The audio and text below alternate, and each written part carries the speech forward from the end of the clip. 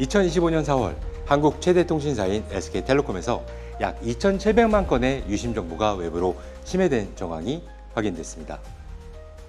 통신사를 오랫동안 다녔던 제가 이 이야기를 안 할 수가 없어서 이렇게 카메라를 켰습니다. 안녕하세요, 어비입니다. 일단 유심 정보 침해에 대한 공식 조사에 따르면 이 해킹은 단순한 범죄를 넘어서 국가 핵심 인프라에 대한 사이버 위협이 될 수 있다는 분석이 나오고 있습니다. 5월 19일 정부 서울청사에서 민간 합동조사단이 SK텔레콤 해킹 사건에 대한 2차 중간조사 결과를 발표했습니다. 조사 결과 SK텔레콤의 일부 서버에서 BPF도어라는 백도어 악성 코드와 그 변종들이 발견됐고, 이를 통해 대규모 유심 관련 정보가 침해된 것으로 확인됐습니다. 이 BPF도어는 이미 전 세계 보안업계에서 3년 전부터 APT 수단으로 주목받아온 백도어입니다. 트렌드 마이크로에 따르면 BPF도어는 네트워크 탐지를 회피하고 일반 포트를 열지 않은 채 내부 트래픽을 은밀히 감청하며 외부 명령을 기다리는 스텔스형 악성 코드입니다. 이 악성 코드는 로그를 지우고 변형을 생성하며 일반적인 보안 장비로는 탐지가 어려운 구조를 가집니다. BPF도어는 리눅스 시스템을 겨냥한 고도화된 백도어로 BPF, 버클리 패킷 필터, 이 기술을 악용해서 커널 수준에서 직접 동작합니다. 이 방식은 포트를 열지 않아도 명령어를 수신할 수 있고 탐지 도구에도 걸리지 않고 은밀하게 활동할 수 있어서 리눅스계의 스텔스기라고도 불리웁니다.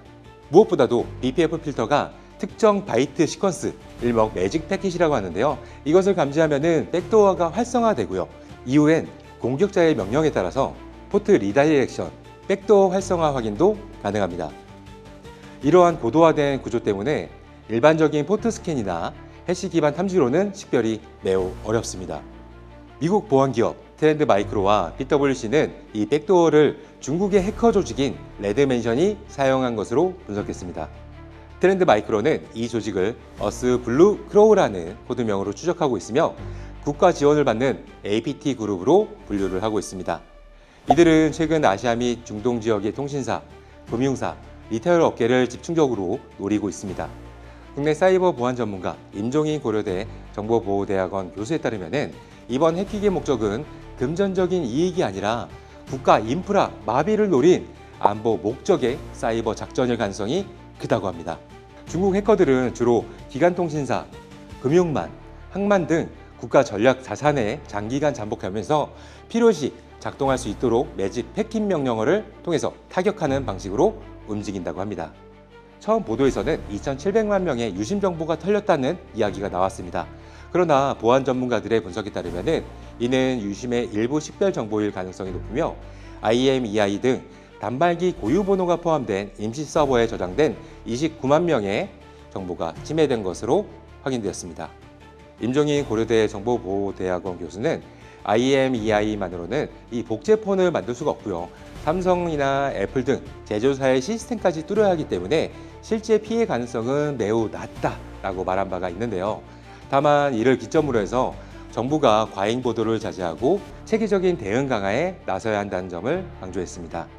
또한 통신사업자들의 FDS 고도화로 이 유심을 바꾸지 않아도 본인을 포함한 일반인들은 안전하다라고 봐야 한다고 이야기를 했습니다.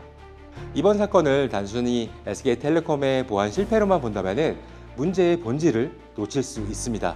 SK텔레콤은 국가기관통신망의 핵심 축으로 이번 사건은 한 민간 기업만의 문제가 아니라 국가의 사이버 안보 역량을 시험하는 사건입니다. 3년 전부터 은밀히 침투한 이 고도화된 중국계 조직에 의해 지속적으로 침해당했다는 정황이 드러났으며, 이는 단순한 보안 미흡이 아닌 국가 차원의 디지털 기반 시설을 지키는 시각으로 접근해야 할 문제입니다. 2024년 말 미국의 대표 통신사인 AT&T, 버라이즌, T모바일 등도 이 중국 해커 조직인 솔트 타이푼에게 의해서 해킹을 당했습니다. 당시 고위 공직자들의 이 통신 기록하고 문자 패턴이 노출되면서 미국 정부도 국가 안보 위협으로 규정한 바가 있습니다. 김승주 고려대 정보보호대학원 교수도 이 중국 정부 지원의 해킹 조직으로 강하게 의심되면서 국가 차원의 사이버 공격에 이 SK텔레콤의 문제가 아니라 안 털릴 통신사는 없다라고 생각한다라고 언급한 바가 있습니다. 또한 언론이 자극적인 보도로 이 과도하게 불안을 유도해서 진상조사인 방향이 엉뚱하게 몰고 가는 것도 금물이라고 덧붙이기도 했습니다. 그렇다면 이번 사건의 향후 대응 방안은 어떻게 될까요? 자, 이번 SK텔레콤 사건은 단순한 정보 침해 사건이 아니라 국가 기반 시설을 향한 외부 세력의 장기 침투 정황이 드러난 사건입니다. 우리가 살아가는 디지털 시대, 보안은 곧 안전이며 곧 주권입니다.